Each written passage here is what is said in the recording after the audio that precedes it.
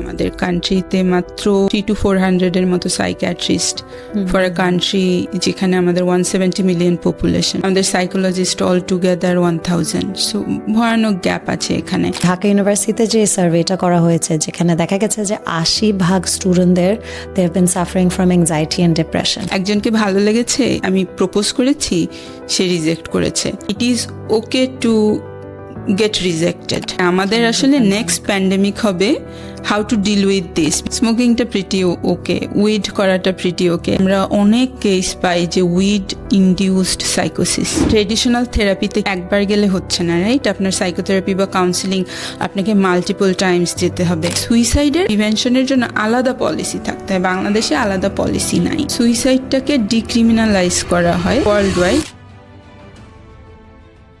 রুবিনা আপা, thank you so much আজকে আসার জন্যে। আপনি একজন বিখ্যাত একজন ক্লিনিক্যাল সাইকোলজিস্ট, অনেক এরিয়াতে কাজ করছেন। আমরা কিছু ইম্পর্টেন্ট টপিক আজকে we are going to touch আপন। বাংলাদেশে দেখা যাচ্ছে আমাদের 10,000-এর উপরে শুধু রিপোর্টেড সুইসাইডই আছে, আর এই আত্মহত্যার অ্যাকচুয়াল সংখ্যা হচ্ছে ওভার 20,000। আমাদের ড্রাগ অ্যাবিউজ বেড়ে এখন 8 মিলিয়নের উপরে চলে গেছে, আর খুব these are very hard drugs. আপনার এখানে 80% ইউনিভার্সিটি স্টুডেন্ট সার্ভেতে দেখা যাচ্ছে suffering from anxiety and depression, যেখানে মাত্র 8% is reaching out for help. আমরা এগুলো নিয়ে একটু শুরু করি কথা বলা। Sure, thank you so much. আমার এখানে এসে ভালো লাগছে, আপনার সাথে গল্প হবে, আড্ডা হবে, তো দারুণ একটা সময় আমরা কাটাবো আশা করি। Thank you. তো আমরা ঢাকা ইউনিভার্সিটিতে যে সার্ভেটা করা হয়েছে যেখানে দেখা গেছে যে 80% স্টুডেন্টদের they have been suffering from anxiety and depression. খুব কম স্টুডেন্টরাই they are reaching out for proper medical help. এটা নিয়ে আমাকে একটু বলেন, কেন হচ্ছে ওদের বয়স 18 থেকে 35-এর নিচে হবে? কেন হচ্ছে? What are the causes? আর আমরা কি করতে পারি? এটা আসলে খুব অ্যালার্মিং একটা ব্যাপার, এবং সময়ের সাথে সাথে আমরাও আসলে এটা দেখছি মেন্টাল হেলথ সেক্টরে আমরা যখন কাজ করতে চাই, যে ইউথদের মধ্যে এই যে হতাশা, বিষণ্ণতা, আপনার অ্যাংজাইটি, এই জায়গাগুলো অনেক বেশি প্রমিনেন্টলি বাড়ছে আসলে। তো আমরা যদি এটা একটু আন্ডারস্ট্যান্ড করতে চাই, সেখানে হয়তো মেজর একটা ব্যাপার, আমাদের তো আসলে একাডেমিক একটা, এরা যেহেতু মেজর একাডেমিক লাইফের একটা ফেসে থাকে, একাডেমিক প্রেশার কমনলি এটা বলাই যেতে পারে, এবং একটা অ্যাচিভ করা ফ্যামিলি এক্সপেকটেশন থাকে সার্টেন এই সময়টাতে, ফিউচারে আমি কি করব, ক্যারিয়ারের একটা নোশন থাকে, এবং সেটা একটা ব্রডার ডিসকাশন যে এমপ্লয়মেন্টের আসলে প্রসপেক্টটা কি বাংলাদেশে, এটা কিন্তু বড় একটা কারণ আপনি দেখবেন, এবং ওই অ্যাংজাইটি এবং হতাশার জায়গাগুলোতে এটা একটা কন্ট্রিবিউট করে। অ্যান্ড দেন অ্যাকাডেমিক যে ক্লাইমেট অ্যাজ ওয়েল, যেখানে স্টুডেন্টরা পড়াশুনো করছে, সেই জায়গাটাতে টিচার, স্টুডেন্ট, অ্যাকাডেমিয়া, কারিকুলা, ওখানকার ওভারঅল যে একটা এনাবলিং এনভায়রনমেন্ট লাগে, সাপোর্ট লাগে, এই সবগুলোই কিন্তু আসলে খুবই ইন্টারকানেক্টেড। এবং অ্যাজ এন ইন্ডিভিজুয়াল একজন ইয়াং পার্সন কিন্তু অনেক সময় আপনার বেশি ভালনারেবল থাকে, কারণ সে তো একটা গ্রোয়িং একটা ফেসে আছে। আমাদের স্ট্যাটিস্টিক্স বলে যে আপনার 50% আপনার মেন্টাল ডিসঅর্ডার ডেভেলপ করে 14 ইয়ার্স টাইমে আগে, ওকে, অ্যান্ড 75% মেন্টাল ডিসঅর্ডার ডেভেলপ করে 25 ইয়ার্সের আগে। সো আপনি তাহলে বুঝতে পারবেন যে অ্যাডোলেসেন্ট এবং ইয়াং অ্যাডাল্টস যারা আছে, যারা মোস্টলি আসলে কোনো না কোনো ইনস্টিটিউশনাল জায়গাগুলোতে আছে, হোক সেটা হায়ার সেকেন্ডারি অথবা ইউনিভার্সিটি, আমরা কিন্তু মেজর ফোর্সটা এখানে আমরা পাই। সো তাহলে তারা যদি এরকম মেন্টাল হেলথে ভালনারেবল থাকে, তাহলে আমাদের এটাকে পুরো একটা হোলিস্টিক সেন্স থেকে তাদের এই ভালনারেবিলিটিটাকে আন্ডারস্ট্যান্ড করা উচিত, যেটা আমরা বলি যে বায়োসাইকোসোশ্যাল আপনার একটা লেন্স, যেখানে বায়োলজিক্যাল ফ্যাক্টরস থাকে, সাইকোলজিক্যাল ফ্যাক্টরস থাকে এবং সোশ্যাল ফ্যাক্টর থাকে, এবং এখন ইনক্রিজিংলি কনভারসেশন হয় যে ইকোনমিক ফ্যাক্টর থাকে, যেই জায়গাটাতেই বলছি যে লাইভলিহুড, এমপ্লয়মেন্ট, ফিউচার প্রসপেক্ট সে কীভাবে দেখছে, এগুলো সব খুবই খুবই ইন্টারকানেক্টেড। সো এগুলো আসলে মেজর আমরা থিম হিসেবে বলতে পারি, বাট অ্যাগেন কোনো একটা স্পেসিফিক রিজনেই যে একটা মানুষ কোনো একটা মেন্টাল ডিসঅর্ডারে পড়ে আমরা সেটা বলি না, আমরা বলি যে মাল্টিপল ফ্যাক্টরস, সেটার একটা ইন্টারাকশন যেটা চলে, ওটার মধ্য থেকে একটা মানুষ হয়তো আসলে ওই ভালনারেবিলিটিটা ডেভেলপ করে, এবং আলটিমেটলি সেটা যদি আনট্রিটেড থাকে, আনঅ্যাড্রেস থাকে, আনসাপোর্টেড থাকে একেবারেই, বা ওটা যদি সাপ্রেস থাকে, তাহলে ওই জার্নির সামহোয়ার অ্যাট দ্যাট পয়েন্ট তারা হয়তো মেজর কোনো মেন্টাল ইলনেস, আপনি ডিপ্রেশন, সুইসাইডাল, সেলফ হার্ম, এই জিনিসগুলো তখন হয়তো একটা ক্রিটিক্যাল কনসিকোয়েন্স হিসেবে চলে আসে। সেলফ হার্মটাও একটা বড় একটা ফ্যাক্টর এখন সেলফ Gen Z-র হার্মটাও ইউথদের মধ্যে প্রিডমিনেন্টলি হাই, একটা কোপিং মেকানিজম হিসেবে অনেক সময় এটা আসে, বাট এটা অনেক ক্ষেত্রে এটা আনঅ্যাড্রেস, বিকজ আপনার অ্যাজ এ হোল সুইসাইড বা সেলফ হার্ম, এটার সার্ভিলেন্স সিস্টেমগুলো আসলে থাকতে হয় আপনার প্রাইমারি হেলথ কেয়ার সেটিং বা অ্যাজ এ হোল আপনার হেলথ সিস্টেমে। ওটা যেহেতু আমাদের বাংলাদেশে এটা নাই, লো ইনকাম কান্ট্রিজগুলো এমনিতেই একটু স্ট্রাগল করে, যে অনেক জায়গায় দেখবেন যে সুইসাইডটা রিপোর্ট হলেও সেলফ ইনজুরিয়াস বিহেভিয়ারটা আসলে রিপোর্টেড না, কিন্তু আমরা জানি যে সেলফ ইনজুরিয়াস বিহেভিয়ার, এই যে সেলফ হার্মগুলো যদি ফ্যাটাল হয় তখন তো সেটা সুইসাইড হয়ে যায়, বা এটা প্রি ইন্ডিকেটর হিসেবে আমরা বলতে পারি। সো এগুলোর অনেক গ্যাপ আছে, কিন্তু ইউথদের মধ্যে আসলে আপনার সেলফ হার্মটাও কিন্তু হাই এবং সুইসাইডাল রেটটাও হাই, বাংলাদেশে তো অফকোর্স এবং ইন জেনারেল অ্যাজ ওয়েল। আমরা একটা একটা করে টপিক করে দেখি the reasons behind the mental health issues. জেনজিদের জন্মের সালগুলো হচ্ছে, রেঞ্জটা হচ্ছে 1997 থেকে 2012। তো এখন যেটা দেখা যাচ্ছে ওরা মোস্টলি হচ্ছে এখন ওরা হাই স্কুলে পড়ছে বা এখন ইউনিভার্সিটিতে পড়ছে। তো এই রেঞ্জে দেখা যাচ্ছে যে ওরা প্রচুর সোশ্যাল মিডিয়া স্ক্রলিং অ্যান্ড অনেক কম্প্যারিজন হয়, অনেক সোশ্যাল মিডিয়া কম্প্যারিজন হচ্ছে, যেটা is I believe is a big contribution to their mental health issues. What do you have to say about that?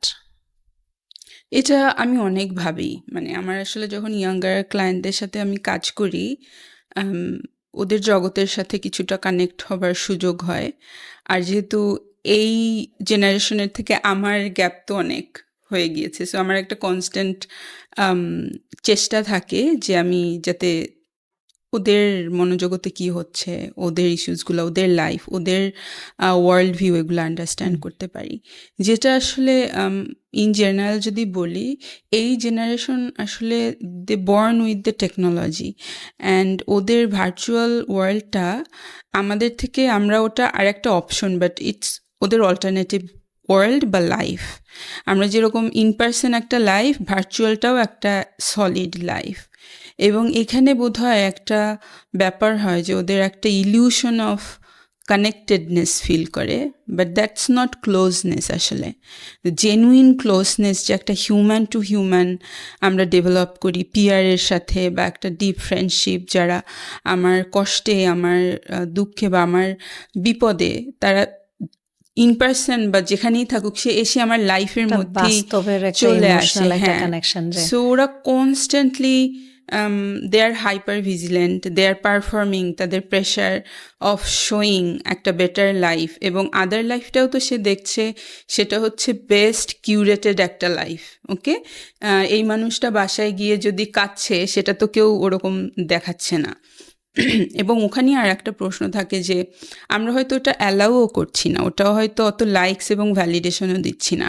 Social media বিহেভিয়ারটা কি, এটার অ্যালগোরিদমটা কাজ করে যে আপনি যখন কোনো সার্টেন কিছু অ্যাক্টিভিটি করেন, সেটা যখন আমি লাইকস বা লাভ বা রিয়াকশন দিয়ে ওটা ভ্যালিডেশন ক্রিয়েট করে। আমার যখন ওরকম একটা প্যাটার্ন হয়, আমি ওই সিমিলার টাইপের অ্যাক্টিভিটি করার আমার মধ্যে মোটিভেশন বা আমি রেইনফোর্সড হই, সো আমি ওটা করতে থাকি। So putting up all the nice personal maybe activities, একটা সুন্দর গেট আপ, একটা সুন্দর লেখা, সব কিছুই হচ্ছে গিয়ে আপনার একটা কিউরেটেড জিনিস, রাইট? ওটাই তো ভ্যালিডেটেড হচ্ছে, অ্যালগোরিদম ওটাকেই বারবার শো করছে। তারপরে ধরেন বাসায় গেলেও যেটা দেখা যাচ্ছে বাপ মাও বাইরের ছেলে মেয়েদের সঙ্গে কম্পেয়ার করছে। হ্যাঁ, ওইটা তো আছে, মানে ওরাও নিজেরা তো শুধু দেখছে তা না, রাইট, একটা এক্সটার্নাল একটা ভ্যালিডেশনও আসছে, একটা কম্প্যারিজন আসছে যে দেখো ওর লাইফটা কিরকম।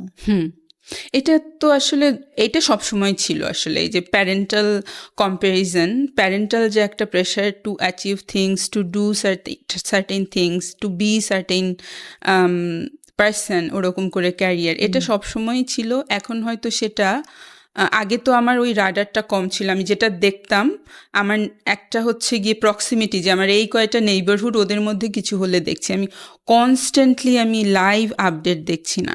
সো এখনকার প্যারেন্টদের তো ওই জিনিসটাও চলে আসছে যে আমি কনস্ট্যান্ট লাইভ দেখছি। সো এটা আরও বেশি হয়তো নার্ভ ব্রেকিং, অনেক হয়তো কনস্ট্যান্ট, এবং ওই প্রেশারে মানে এটা এই যে প্যারেন্টাল অ্যাকসেপ্টেন্স এবং প্যারেন্টাল যেই এক্সপেকটেশন ফ্রম চাইল্ড, এটা আসলে মানে ডিনাই করার কোনো সুযোগ নাই। এবং তারাও হয়তো ওই পজিটিভ অ্যালগোরিদমেই অনেক বেশি পুশ করছে ওই ট্যাঞ্জিবল কিছু হওয়ার জন্য, কিন্তু চাইল্ডকে যে ইমোশনালি তাকে ম্যাচিউর করতে হবে to deal with the world, এবং তার ইমোশনাল ইন্টেলিজেন্সটা গড়ে তুলতে হবে, তাকে যে ইমোশনাল লিটারেসিও দিতে হবে, সাথে সাথে তার খারাপ লাগা, ভালো লাগা, তার চয়েস, এগুলোকেও যে আসলে সমানতালে তাকে আপব্রিঙ্গিংয়ের ওই প্রসেসে থাকতে হবে, এটা হয়তো একটা ইমব্যালেন্স হয়ে যায়। আমি প্রায় সময় যেটা জেনজিদের মধ্যে খেয়াল করি, I am on the latter millennials. Okay, তো এখন আমার যেটা ওদের ব্যাপারে যেটা আমি অবজার্ভ করি হচ্ছে ওরা খুবই দে ভেরি ডেডিকেটেড। যখন ওরা কোনো কিছুর ব্যাপারে ফিল করে ওরা খুব এমপ্যাথেটিক হয়। আমরা গত বছর একটা আপরাইজ দেখলাম আমাদের দেশে, এরকম তো নেপালে হচ্ছে, সব জেনজিদের করা এরকম একটা প্যাশনেট একটা uprise to topple a government like that. তারপরে এরকম আমরা অন রেগুলার বেসিস দেখছি, ওয়েদার এটা এনভায়রনমেন্ট নিয়ে হোক, এটা হেলথ ইস্যুস নিয়ে হোক, অনেক কিছু নিয়ে ওরা খুবই they are very dedicated and they are very honest. কিন্তু প্রায় সময় আমি যেটা খেয়াল করি জেনজিদের ব্যাপারে, যে ওদের অ্যাটেনশন স্প্যানটা খুবই কম। হঠাৎ করে দেখা যায় ওদের ইন্টারেস্ট একদম চলে যায়। ওরা ধরেন এখন আর একটা চাকরি করছে, একটা পার্ট টাইম জব করছে, সকালে উঠে যাবে না আর। এই চাকরিটার জন্য ওরা খুব তোলপাড় করলো, চাকরিটা নেওয়ার পরে সকালবেলা উঠে বললো যে আমি আর যাবো না। বা একটা স্পোর্টসটা খুব ভালো করছে, ফুটবল খেলছে, হঠাৎ করে একদিন বাসায় এসে বললো যে আর ভালো লাগছে না। আর কোনোভাবেই ওদেরকে আর মানে ওই ডিসিপ্লিনটা আর আনা যায় না। তো এটা আই থিঙ্ক যেটা আপনি এক্সপ্লেন করছেন যে ফ্রম দ্যাট কনস্ট্যান্ট স্ক্রোলিং আমাদের অ্যাটেনশন স্প্যানটা কমে আসছে, সবকিছু ইজ ইন কি বলো ওটাকে short bit sizes, they are becoming very use to that. তো এই ইস্যুসগুলা যখন ওদের ডিপ্রেশনে চলে যাচ্ছে, অ্যাংজাইটি হয়ে যাচ্ছে, ঘরের ভিতরে বসে যাচ্ছে, ওর বিছানা থেকে উঠছে না, কাজে যাচ্ছে না, স্কুলে যাচ্ছে না, আর আপনি বলছেন যে মাত্র 8% এই পুরো পপুলেশনের মধ্যে 8% ইজ অ্যাকচুয়ালি রিচিং আউট, ওরা সাহায্য চাচ্ছে, একটা মেন্টাল হেলথ একটা ইনস্টিটিউশনের থেকে ওরা সাহায্য চাচ্ছে। আর ওই 8%-এর মধ্যেও ওরা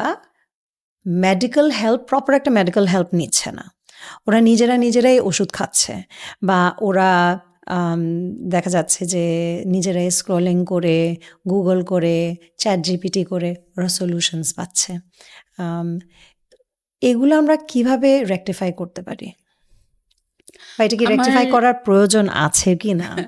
I think they are quite smart. Definitely প্রয়োজন আছে, যেটা বলছিলাম যে যেটা আপনি রেফার করছিলেন যে অ্যাডাল্ট পপুলেশনই 30 মিলিয়ন তাদের মেন্টাল কোনো একটা ডিসঅর্ডারে ভুগছে, রাইট? অ্যান্ড 40% তো চিলড্রেন, আমরা সেটা জানি।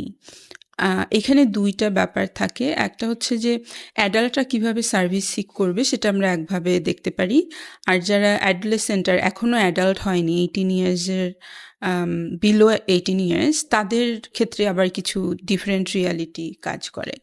সো আপনার যেটা আমরা বলি যে ফার্স্ট আপনার এই barrier two seeking mental health সার্ভিসের বড় একটা কারণ হচ্ছে যে স্টিগমা। আমাদের মেন্টাল হেলথ হেলথটা নিয়ে আসলে এটা একটা এখনও দুর্বলতা, একটা শেম এ ধরনের ব্যাপার হিসেবে এখনও রয়ে গেছে। সো মানুষ সাফার করলেও most probably they won't speak about it আর কি, ওটা তারা ভিতরে ভিতরে রাখবে খুব, আনলেস এটা খুব সিভিয়ার হয়ে গেল। বাট দেন সিভিয়ার হলে বার্ডেন তো অনেক হাই।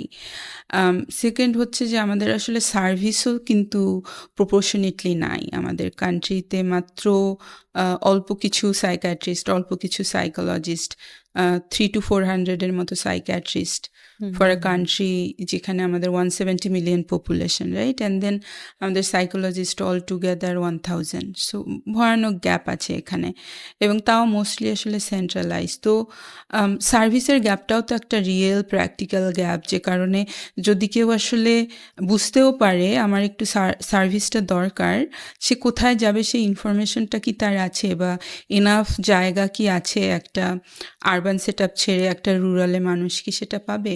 অ্যান্ড থার্ড হচ্ছে একটা আপনার অ্যাফোর্ডেবিলিটি, যে এইটার জন্য যেই কস্টটা লাগবে সেই ফাইন্যান্সটা বিয়ার করার মতো তার আসলে অবস্থা আছে কিনা। মোস্টলি দেখা যাচ্ছে পেরেন্টসদেরকে এটা সাপোর্ট করতে হচ্ছে। সো মেডিকেল হেলথের তো মানুষ একটু দেখবেন যে যাদের অ্যাফোর্ডেবিলিটি নাই, যদি একটা সলিড কন্ডিশন হয় তখন তারা ধার করে হলেও, ঋণ করে হলেও, আপনি গ্রামে গেলে দেখবেন যে তাদের ল্যান্ড সেল করে হলেও they will seek that appropriate medical assistance.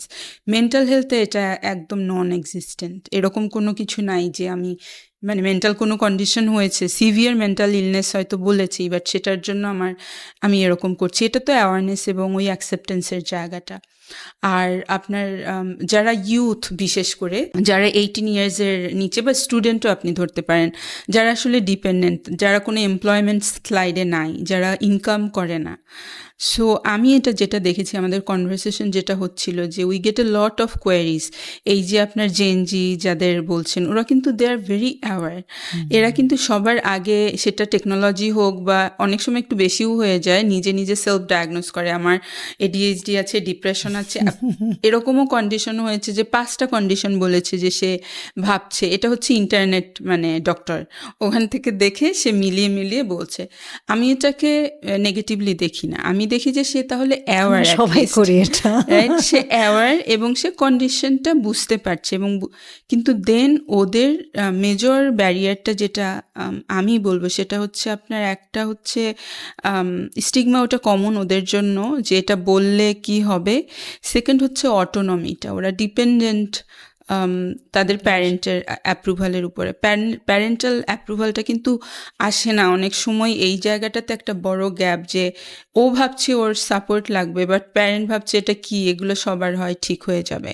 So parent right টাইমে রাইট আপনার একটা সাপোর্ট বা তাকে ওখানে দাঁড়াচ্ছে না, they are not standing with their kid. তো ওই অটোনমি লিমিটেশনটা, সে তো একা আসলে আসতে পারবে না, তার তো ওই অ্যাফোর্ডেবিলিটিও নাই, রাইট? সো দেন ফাইন্যান্সিয়াল, সেটা প্যারেন্টের ফাইন্যান্সিয়াল কনসার্ন থাকলে তার জন্য হবে। সো এটা একটা বড় ব্যাপার। ইউথরা অ্যাওয়ার, অনেক আগের অনেক জেনারেশনের থেকে দে আর অ্যাওয়ার। তারা চায়ও সার্ভিসটা, আপনি দেখবেন ইউনিভার্সিটি সিস্টেমে যে কাউন্সেলিং ইউনিটগুলো এখন অনেক ইনক্রিজড হয়েছে আগের থেকে, এবং সেখানে কিন্তু ভালো আপনার ইনটেক। এখন ওটা অপটিমাইজ হওয়া আরও অনেক মানুষের যেতে হবে আই থিঙ্ক, বাট ওটা বেটার দ্যান বিফোর। তার মানে তাদের এখানে এই ইউথদের জন্য আপনার আসলে এই জন্য স্পেসিফিক ইন্টারভেনশন দরকার, যেটা তারা অ্যাক্সেস করতে পারবে। যেমন ওটার জন্য আমরা দ্য কম্প্যাশন কোলাবোরেটিভে, ওটার জন্য এই পার্টিকুলারলি ইউথদের জন্য, এটা ওয়ার্ল্ড ওয়াইড এটার এভিডেন্স আছে যে আপনার ট্রেডিশনাল থেরাপিতে কি হয়, আপনি তো একবার গেলে হচ্ছে না, রাইট? আপনার সাইকোথেরাপি বা কাউন্সিলিং আপনাকে মাল্টিপল টাইমস যেতে হবে। মাল্টিপল টাইমস আমরা বলি on an average 8 to 10 Times তো আপনার যে কোনো কন্ডিশনে আসতে হবে একটা কনসার্নকে আমরা একটা জায়গায় পৌঁছানোর জন্য। বাট একটা স্টুডেন্টের জন্য বা ইউথ যে এমপ্লয়মেন্ট স্লাইডে নাই, ওর জন্য কিন্তু এটা আনবিয়ারেবল। সো ওয়ার্ল্ড ওয়াইড ওরকম ইন্টারভেনশন আছে যেটাকে বলছে যে সিঙ্গল সেশন থেরাপি। আপনি একটা থেরাপিতে আসবেন, একটা বার আপনি একটা একটু এক্সটেন্ডেড টাইম নিয়ে একটা সিঙ্গল সেশনেই বসবেন, এবং you will work with your issues with your therapist. মানে হচ্ছে তাহলে আপনার বারবার আসাটা, এটা প্রিভেনশনের জন্য হেল্পফুল। সো অফকোর্স আপনার এখানে ইম্পর্টেন্ট যে যদি আপনার একটা সিভিয়ার মেন্টাল ইলনেস হয়েছে বা ক্রনিক কোনো কন্ডিশন হয়েছে, সেটা তো আপনাকে আসলে ডিউ কোর্সে যেতেই হবে। বাট অনেক ইস্যু যেরকম ধরেন যে যেটা রিস্ক ফ্যাক্টর কিন্তু এখনও ডিসঅর্ডার তৈরি হয়নি। স্টুডেন্টদের কী থাকে, exam pressure, family pressure, relationship issues, বা আমি অ্যাডজাস্ট করতে পারছি না, আমার স্টাডিতে আমার ঝামেলা হচ্ছে পিয়ার বা টিচারের সাথে, মানে মেনি ইস্যুস যেগুলো আপনার আসলে শর্ট ব্রিফ ইন্টারভেনশনে দ্যাট ক্যান বি রিজলভড। ওটা যদি সে রিজলভ করতে পারে তাহলে সে আর্লি প্রিভেনশন করলো, দেয়ারফোর পরে তার এটা লিঙ্গার করবে না এবং মেন্টাল ডিসঅর্ডার হবে না। সো এই সিঙ্গল সেশন থেরাপিটা কিন্তু মানে ইউথদের জন্য ইম্পর্টেন্ট অনেক, যেটা আমাদের স্পেস আমরা ওটা প্রোভাইড করছি, but it's not very common in Bangladesh. অন্য এই ট্রেনিংটা বা এটা করাটা এটা আসলে সবাই করে না। তো আমার কাছে মনে হয় যে আসলে আমরা একটা জেনারেল সিস্টেম দিয়ে আমরা সবাইকে অ্যাড্রেস করতে চাই। মানে আমি এরকম আমাদের ভাব যে আমি একটা শার্ট তৈরি করেছি, এটার মধ্যে সবাই ওই শার্টের মধ্যে ফিটিং করবে, এটা আসলে হয় না। এখন সেটা নিয়েও কাজ করবার আছে অনেক সামনে। আমরা জেনজির প্রেক্ষাপটেই বলি, জেনজিদের প্রেক্ষাপটে এই মানসিক শিক্ষা যদি আপনি রিফর্ম করতে পারতেন স্কুলের প্রেক্ষাপটে, 3টা জিনিস বলেন দ্বারা আপনি রেকমেন্ড করতেন করার জন্য। ওকে, আমি ফার্স্ট যেটা করতাম সেটা হচ্ছে যে কারিকুলামের মধ্যেই আমি ইমোশনাল যেই রেজিলিয়েন্স ডেভেলপ করা, স্ট্রেস কিভাবে আসলে আমার ইমোশনগুলো কি, একটা হিউম্যান হিসেবে কি কি ধরনের ইমোশনস আসে, আমার কি সবসময় পজিটিভ ইমোশন থাকবে না, I will have difficult emotions, আমার ফেইলিওর আসবে, আমার ফ্রাস্ট্রেশন আসবে, আমার রিজেকশন আসবে, peer rejection, love rejection, so many things, right? আর প্রথমে করতাম এটা যে তারা যাতে ইমোশন নিজের আইডেন্টিফাই করতে পারে, range of emotion, right, and then ওই লিটারেসিটা ডেভেলপ করা, রাইট, অ্যান্ড ওটা প্র্যাকটিস করা, সে যাতে একটা ইমোশনাল ইন্টেলিজেন্সটা তার যাতে ডেভেলপ করে। একটা মানুষ তো আসলে ম্যাচিউরিটি যে হয়, আমি হাঁটছি, খাচ্ছি, আমি বাইরে যাচ্ছি, আমি শপিং করতে পারছি, দিস ইজ নট এনাফ। তার যে মেন্টাল ম্যাচিউরিটি, তার যে মেন্টাল বিল্ডটা অ্যাজ এ হোল, ওয়ার্ল্ড ভিউটা যে হয়, এই যে একটা সিম্পল আইডিয়া যে it is okay to get rejected. একজনকে ভালো লেগেছে আমাকে, আমি প্রপোজ করেছি, সে রিজেক্ট করেছে, মানে মনে হয় রিজেকশনটাই তো নিতে পারবে না সো মেনি মানে কিডস এবং ইয়াং পিপল। ওটার পরেই দেখবেন একটা, সো এটা তো আসলে একটা পার্ট অফ লাইফ, আমার সবাই তো এটা is not suppose to accept me or. So এই যে একটা রিয়াল লাইফের যে ইন্টারাকশনে নানান ধরনের আপনার ইমোশন আসতে পারে, অ্যান্ড হিউম্যান হিসেবে তারা কিভাবে সেটার সাথে ডিল করবে, এটা আমার ফার্স্ট একটা অ্যাটেম্প্ট হতো আই গেস। সেকেন্ড হচ্ছে যে যত পারা যায় তাদেরকে আসলে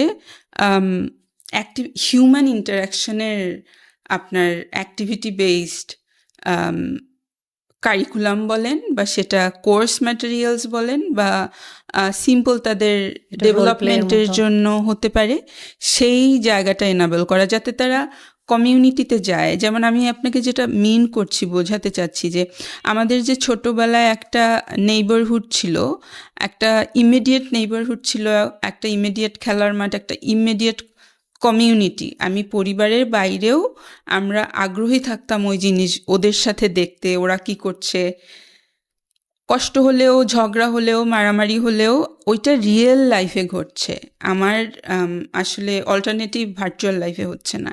এই কমিউনিটি সেন্সটা, এই যে going to the club, community club, একটা ছোট্ট ডিসকাশন, একটা খেলার মাঠে একসাথে খেলাধুলা করা, একসাথে ভলান্টিয়ারিং করা, ছোটোবেলায় আমরা ক্লিনিং করতাম, আজকে ক্লিনিং ডে, সবাই মিলে হাত মোজা পরে আমরা স্কুল ক্লিনিং করছি বা বাইরে একটা নেইবারহুড, সো ভলান্টিয়ারিংগুলো তারা যাতে এঙ্গেজ হয়। ওকে, অ্যাগেন আমি মিন করছি in person, real world problem solution করছে, ওই টাইপের এঙ্গেজমেন্ট। এখানে যেটা হয় তার একটা সাপোর্ট সিস্টেম তৈরি হয়, তার ফ্যামিলিতে যা হচ্ছে, তার স্কুলে যা হচ্ছে, এর বাইরে একটা সাপোর্ট সিস্টেম হয়, বিকজ আপনি তখনই ইমোশনালি রিজিলিয়েন্ট লাইফ লিড করতে পারবেন যখন আপনার অল্টারনেটিভ সাপোর্ট সিস্টেম থাকবে।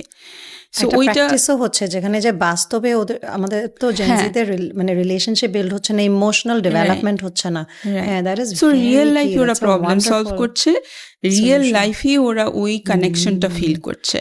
সব রিলেশনশিপ হয়ে যাচ্ছে সোশ্যাল মিডিয়াতে। Right, so to actually apply একটা সাথে একটা কাজ করা, একটা টিম বিল্ড করা, ও দ্যাটস আ বিউটিফুল একটা রাইট। অ্যান্ড আপনার আসলে ওই যে সাপোর্ট সিস্টেমটা আসলে আমার মনে হয় তারা ওই যে ভার্চুয়াল গ্রুপসে খুঁজে বেড়ায়, ও তো আমার বাসায় ইল হয়ে পড়ে থাকলে আসে না, বাট আমি যদি না যাই 2 দিন মানে টি স্টলে বা খেলার মাঠে, ওই person will come to my home and অথবা আমার দারোয়ানকে জিজ্ঞেস করবে যে কী অবস্থা নাই কেন, রাইট? তো শোয়িং আপ আপনার আসলে মানুষটা ওরকম করে।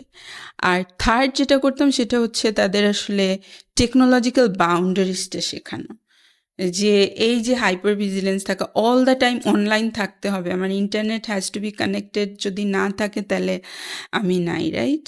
অ্যান্ড দেন ওইখানে আপনার অল্টারনেটিভ ওয়ার্ল্ডটা তৈরি করা, গ্রুপে গ্রুপে আপনার ভ্যালিডেশন সিক করা, অ্যান্ড দেন ওই গ্রুপগুলো কিন্তু can be very manipulative, and অনেকেই কিন্তু এটা ট্র্যাপে পড়ে they get bullied and negative influence, এগুলো তাদের ডিপ্রেশনের অনেক কিছু কিন্তু ওখান থেকেও পিক করে। সো ওইটার একটা ব্যালেন্স, যে কতটুকু স্ক্রিন টাইম, কীভাবে তুমি হেলদিভাবে এটা আসলে করতে পারো, মানে ওটা তো লাগবেই, because that's the world, that's where the world is moving, but then ওটার বাউন্ডারিজটা কোথায়, লিমিটেশনটা কোথায়, where do I put that full stop, যে ওকে একটা স্লিপিং টাইম, এখন তো মানে ইটস বিয়ন্ড, একটা নতুন টার্মও হয়তো আসছে, এটা জেনজি টার্ম ভুলে গিয়েছি, যে ওই বেড ইন্টারনেট, শুয়ে শুয়ে ইন্টারনেট করছি, আমার কিন্তু I don't have track of time. আমার কিন্তু তখন আমার যদি ট্র্যাক অফ টাইমটা না থাকে, আপনি চিন্তা করেন এরকম একটা জায়গা যে সকালে উঠে আমি, বিকজ সানরাইজ হয়, আলোটা লাগে, সো আই আন্ডারস্ট্যান্ড যে সকাল হয়েছে, সো বডিতে কিন্তু আমার একটা ওটা আসে, ওই লাইটটা আমার বডি এবং মাইন্ডে রিফ্লেক্ট করে, অ্যান্ড দেন ওটা বাড়তে বাড়তে দুপুরে একটা ধরনের আমাদের কাজ হয়, বিকেল, অ্যান্ড দেন যখন সান গোজ ডাউন তখন আমরা জানি যে ওকে এখন রেস্টিং আওয়ার আসবে, রাত হবে, and I will do other things. কিন্তু আপনি একটা রুম বন্ধ করে, আপনার ওখানে কোনো কিছু নাই, অ্যান্ড দেন আপনি ওখানে কানেক্টেড আছেন, lots of conversations and lots of distraction, to be honest. ওই যে বলছে যে ওরা ওভারওয়েলমড হয়ে যায়, ব্রেইনটা তো স্লো ডাউন করে, আপনার যে স্প্যানটা বলছেন অ্যাটেনশন স্প্যান, এটা তো এটাকে নেক্সট প্যান্ডেমিক বলা হচ্ছে, যে আমাদের আসলে নেক্সট প্যান্ডেমিক হবে, how to deal with this, because আপনার এই অ্যাটেনশন স্প্যান, এটা মেমোরি, আপনি কাজ কিভাবে করবেন, আপনার মানে স্ট্রেস টলারেন্স, এগুলো সব এফেক্ট করবে, অ্যান্ড দেয়ারফর আপনি কিন্তু ওইটা থাকলে আপনি হিউম্যান ইন্টারাকশনও করছেন, হোয়াটস হ্যাপেনিং অ্যারাউন্ড ইউ আপনি ওটার মধ্যে নাই, so you're physically somewhere, but as a whole আপনার বিইংটা আপনি অন্য কোথাও ঘুরে বেড়াচ্ছেন। সো থার্ড উড বি এই জায়গাটা কিভাবে তাদেরকে ইকুইপ করা যায় যাতে করে তারা ওটা থাকবে, but at the same time তারা লাইফের ভ্যালুটা, মিনিংটা, they will seek it out in the world through real time interaction, doing things and all. I think হ্যাঁ, এগুলোই করতাম মেবি। 8 মিলিয়নের উপরে বাংলাদেশে আমাদের এখন আছে ড্রাগ অ্যাবিউজার্স। মেজরিটি ওইখানে বয়স হচ্ছে আপনার 18 থেকে 35-এর ভিতরে, আর মেল ইউজার্স, পুরুষ মানুষের মধ্যে। এখানে মেজরিটি ইউসেজ হচ্ছে ড্রাগের মধ্যে ইয়াবা, মেটাফেটামিন, আর হচ্ছে আপনার হেরোইন, ওপিওয়েডস। আর গাঁজাটাকেও ধরা হয়, গাঁজা বা যেটা হচ্ছে ক্যানাবাস, আর ওটাকে আমি অত সিরিয়াসলি এত ধরি না, এটা ইন মোস্ট কান্ট্রিজ এখন মেডিকেল পারপাসেসে ইউজ হচ্ছে, বাট আমরা ইয়াবা বা মেটাফেটামিন বা ইয়েতে চলে আসি, ওপিওয়েডসে চলে আসি। আমাদের ইউথরা কেন এত ড্রাগ অ্যাবিউজ করছে? এটা কি এক ধরনের পালানো নাকি ট্রমা? আমাদের মেন কজটা কি যে আমরা এত ডিপেন্ডেন্ট হয়ে যাচ্ছি এই মাদকাসক্তির উপর? কয়েকটা কারণে হতে পারে, মাল্টিপল রিজন থাকে আসলে এইজ ওয়াইজও। একটা প্রাইমারি বলা যেতে পারে যে বিশেষ করে ইউথরা যারা একদম অ্যাডলেসেন্ট পার করছে, এবং অনেক ক্ষেত্রেই আমরা দেখি যে ফার্স্ট আপনার এক্সপোজারটা কিন্তু অ্যাডোলেসেন্ট টাইমেই হচ্ছে, এবং সেটা মেবি প্রাইমারিলি ওই যে এক্সপেরিমেন্ট করা একটা কিউরিসিটি থেকে, কৌতূহল থেকে, একটা সিমিলার গ্রুপ হয়তো এটা করছে, কোথাও Peer দেখছে, pressure, পিয়ার friends, প্রেশার, হ্যাঁ ওরকম, socializing. রাইট, সোশ্যালাইজিং, এটা একটা মানে দারুণ কথা বলেছেন। অনেক সময় সোশ্যালাইজিংয়ের জন্য কিন্তু ওই একটা ফার্স্ট এক্সপোজারটা হয়, বাট দেন একটাবার আপনি যখন এক্সপোজড হয়ে যান তখন তো অনেকটা নর্মালাইজ হয়ে যায়, অ্যান্ড দেন সেটা হয়তো দেন নানা কারণে হয়তো সেটা কন্টিনিউড হতে পারে। সেই জায়গাটাতে একটা কোপিং মেকানিজম আর একটা ব্যাপার বলা যেতে পারে যে আমাদের যখন স্ট্রেস হয়, আমরা যখন ব্যাড ডেজ, আমাদের যখন লাইফে ফেইলিয়ার, আমাদের নানান ধরনের ফ্যামিলি ইস্যুজ হতে পারে, রিলেশনশিপ, অনেক কিছু ঘটতে পারে, অ্যাকাডেমিয়া বা ওয়ার্ক প্লেসে আমাদের একটা স্ট্রেস ম্যানেজমেন্টের একটা খুবই ইজি কোপিং হিসেবে অনেক সময় আপনি দেখবেন যে সফট স্মোকিংগুলো এরকম করে আসে, এবং সেখান থেকে গাঁজা, সেখান থেকে আপনার যখন একটার সাথে পরিচয় হয়, then you go to more other avenues, ওরকম করে ইয়াবা বা ওই জায়গাগুলো, হার্ড ড্রাগসের। তো সেটা একটা আমাদের অফকোর্স ওই যে বলছি যে ইমোশনালি আসলে রেজিলিয়েন্ট আমি কিভাবে থাকবো, সেই সাপোর্ট সিস্টেমগুলো এনাফ না থাকলে অনেক সময় এটা হয়। আর একটা বড় কারণ আছে যে আপনি যখন কিছু নিয়ে স্ট্রাগল করছেন, তখন যদি সে স্ট্রাগলটা যদি আপনি আসলে কারোর সাথে আপনার সাপোর্ট সিস্টেম থাকে ডিফারেন্ট লেভেলে, সেই স্ট্রাগলটা শেয়ার করতে পারার, তখনও কিন্তু এটা আসলে অনেক বেশি হয় না। সো অনেক সময় দেখা যায় যে পিপল হু আর লোনলি অনেক, এখন এই লোনলিনেসটা কিন্তু আবার ডিফারেন্ট কনভারসেশন, এটা একটা পারসিভড লোনলিনেসও হতে পারে।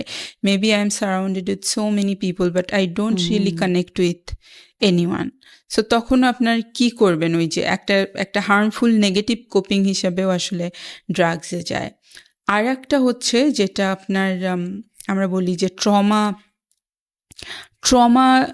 ডিফারেন্ট লেভেলের ট্রমা হয়, আপনার acute trauma, chronic trauma, complex ট্রমার কিন্তু আপনার একটা কনসিকুয়েন্স সাবস্টেন্স ডিপেন্ডেন্স, এবং it has many research around the world যে কিভাবে ট্রমা আসলে একটা কনসিকুয়েন্স হিসেবে।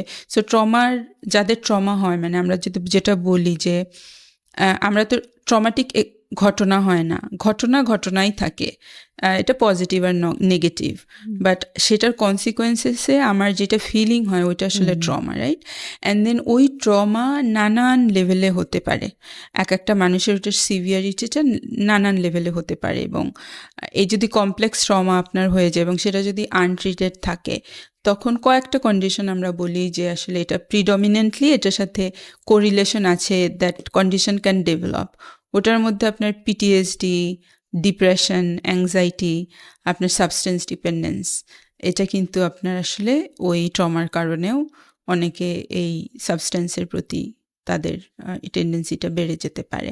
তো অনেক এক একজনের জন্য এক একটা কারণ কাজ করে, বাট হ্যাঁ, আর আমার মনে হয় যে সোসাইটির অ্যাকসেপ্টেন্স জিনিসটা নিয়ে কথা বলতেই হয়। যেমন আপনি মনে করেন যে ছেলেদের মধ্যে আপনি বলছেন যে এটা predominantly high in male population, তাদের মধ্যে কিন্তু এটা প্রিটি ওকে, স্মোকিংটা প্রিটি ওকে, উইড করাটা প্রিটি ওকে।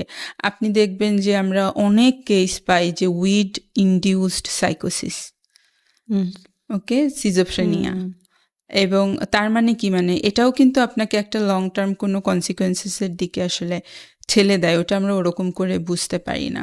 সো অনেক রিজন এখানে থাকে, এক মানুষের আসলে কনটেক্সচুয়ালি যেগুলো তার জন্য বেশি হয়তো একটা প্রেসিং ইস্যু হিসেবে কাজ করে তখন, এবং ওই জিনিসগুলো তখন আমরা দেখি। সো ইউথদের মধ্যে অফকোর্স, এবং মাঝখানে তো অনেক এরকম এসেছিল ডিফারেন্ট টাইপ অফ ড্রাগস, এলএসডিজ, এগুলো করে এবং ভায়োলেন্ট বিহেভিয়ার, খুবই আপনার অ্যাগ্রেসিভ আউটকামগুলো আমরা দেখেছি, এবং এই আপনার সাবস্টেন্স ডিপেন্ডেন্সেও কিন্তু আপনার সুইসাইড, সেলফ হার্ম, এগুলো associated and harming others as well, সেটাও কিন্তু হতে পারে যদি আপনার সিভিয়ার কোনো কন্ডিশনে আপনি পৌঁছা যান। প্রতিটা ড্রাগই তো এটা অ্যাভেলেবল হয়েছে বা রিসার্চ হয়েছে for a medical purpose, more for healing purposes, এটা আমাদেরকে আরও ভালো করার জন্য, আমাদেরকে সুস্থ করার জন্য।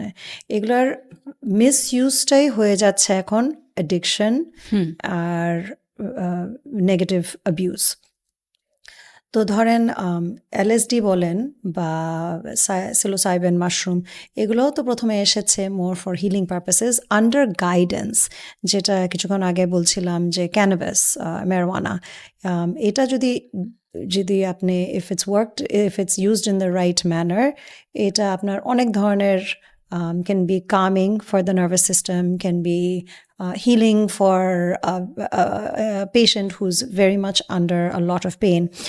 তো কিছু ড্রাগস ধরেন এই যে মেটাফেটামিন যেটা ইয়াবা আছে, এটা তো এসেছিল আপনার আই থিঙ্ক ফার্স্ট ওয়ার্ল্ড ওয়ারের সময়, যেটা ওয়ারের সময় সোলজারদেরকে দেয়া হয় to keep them up for a couple of days, ওদের খুব এক্সটেসি হয়ে যায়, ভিতরে একটা জোশ চলে আসে, স্পিরিট কাজ করে। সো যখন এই যে লোনলিনেসটার কথা যে বলছেন, ভিতরে লোনলিনেসটা ফিল করছে, তখন মানুষজন এটা খেয়ে ওদের নিজেদেরকে চাঙ্গা করে তুলছে কয়েকদিনের জন্যে। তো সব কিছুরই কিন্তু একটা বেনিফিট অ্যান্ড ডিমেরিট আছে।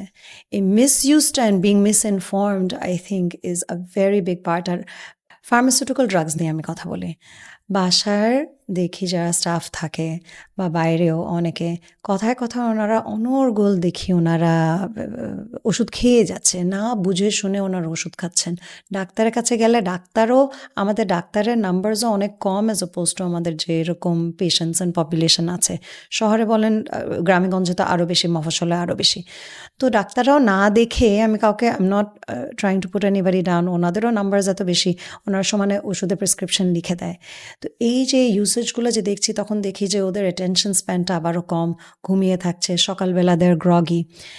তো এই যে এখানেও একটা মিসইউজ হচ্ছে, not just hard drugs like ইয়াবা, হেরোইন, গাঁজা, এগুলো না, বাট আমরা কিন্তু ফার্মাসিউটিক্যাল ড্রাগসও আমরা প্রচুর মিসইউজ করছি। আমরা রিলাই করছি না খাবারের উপরে, লাইফস্টাইলের উপরে। আমরা কথায় ধরেন আমাদের মনটা খারাপ লাগছে, আমরা বাইরে হাঁটতে যাচ্ছি না। এখন তো আমাদের পার্ক টাক নেচারও খুব কম, সবাই গাড়িতে ঘুরে বা সিএনজি বা বাইকে চড়ে, কিন্তু কেউ হাঁটে না। আমরা কি করি, সাথে আমরা একটা ওষুধ খেয়ে ফেলি। মন খারাপ লাগছে, অ্যান্টাইডিপ্রেসেন্ট খেয়ে ফেললো।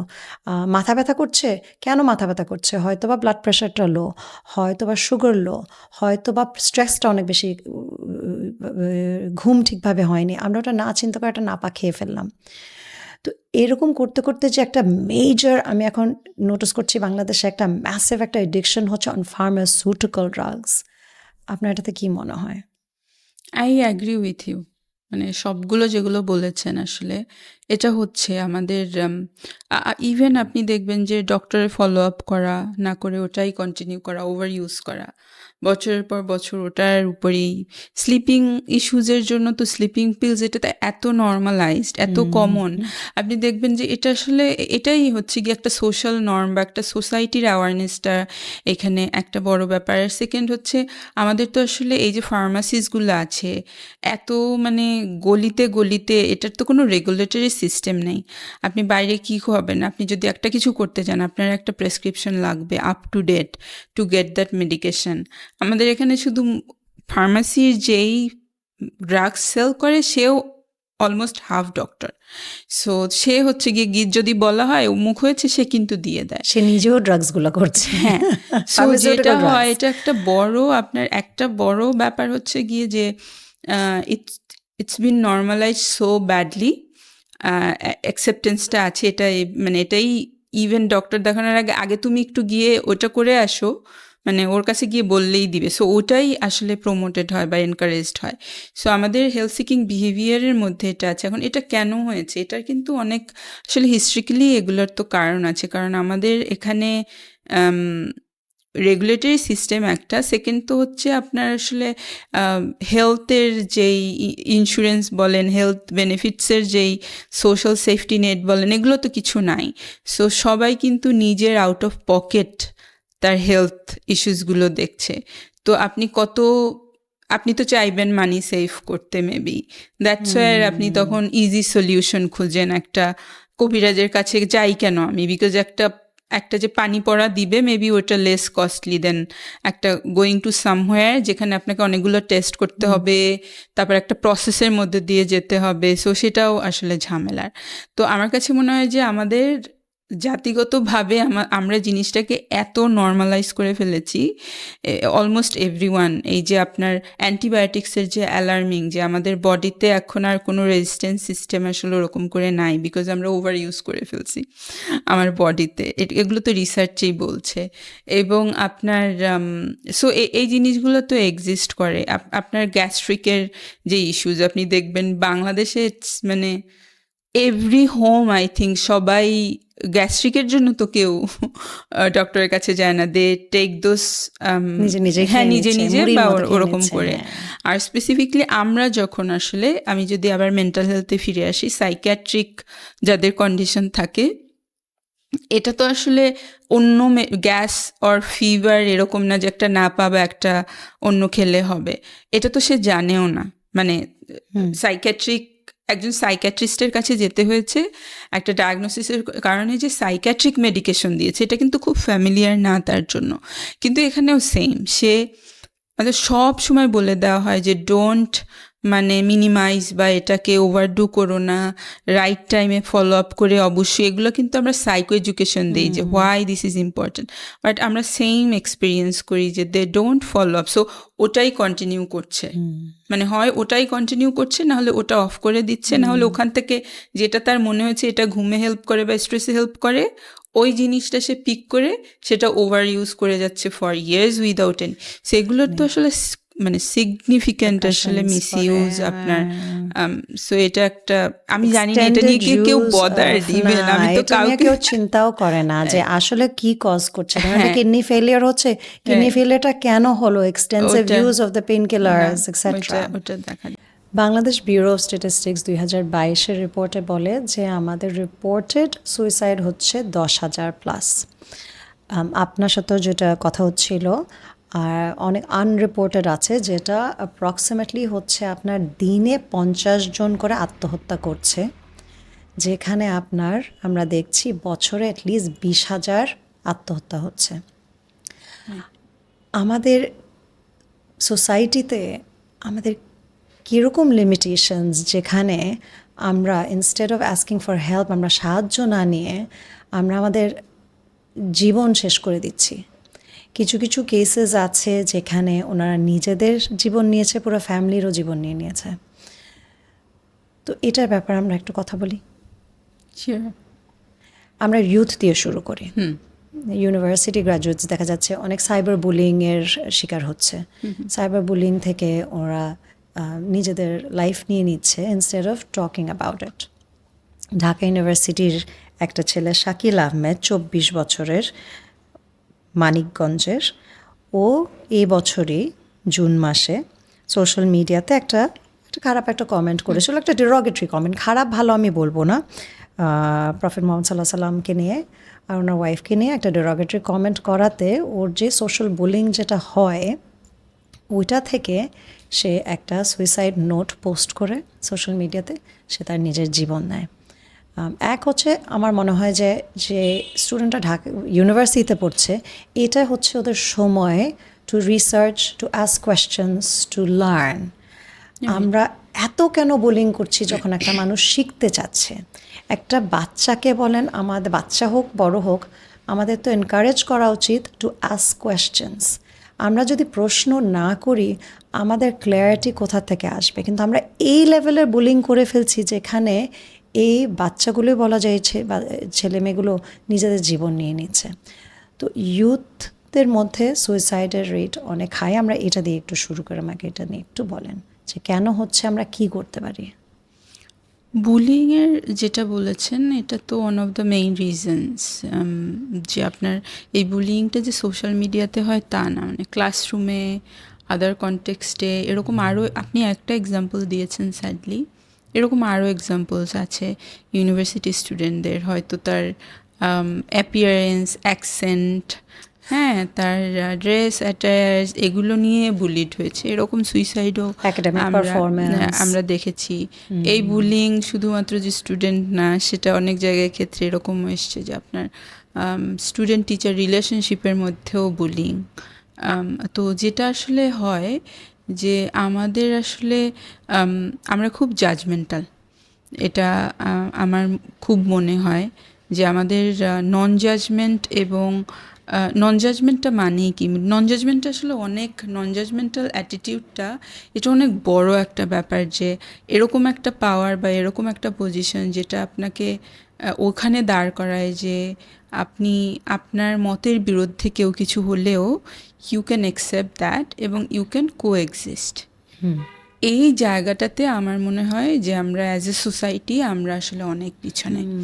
আপনি সবটা লেয়ারে আপনি দেখবেন, আপনি ফ্যামিলি সিস্টেম, এডুকেশন সিস্টেম, আপনি ওয়ার্ক ফোর্স সিস্টেমের মধ্যে যান, আপনি যেখানেই যান সিস্টেমের মধ্যে কেন জানি আমরা অনেক বেশি জাজমেন্টাল, আমরা সুস্থভাবে না একটা আর্গুমেন্ট করতে পারি না বা অ্যাগ্রি টু ডিসএগ্রি, যে আমাদের প্রতিটা জিনিসের শেষ হতে হবে যে খুব খারাপভাবে শেষটা করতে হবে। একটা ডিভোর্স বলেন, একটা ফ্রেন্ডের সঙ্গে বা একজন বাবা মার সঙ্গে যে একটা অপিনিয়ন যদি না মিলে সব কিছুর শেষ হচ্ছে খুবই ডিস্ট্রাকটিভ। হ্যাঁ, এবং আপনার খুবই ডেরোগেটরি মেবি কমেন্ট বা জাজমেন্টাল ওয়ার্ড বা একটা ফিট ইন করানো, মানে আমি যা ভাবছি অন্য মানুষটাকেও আসলে তাই ভাবতে হবে। এই জায়গাটাই বোধহয় সব থেকে বেশি সাফোকেটিং।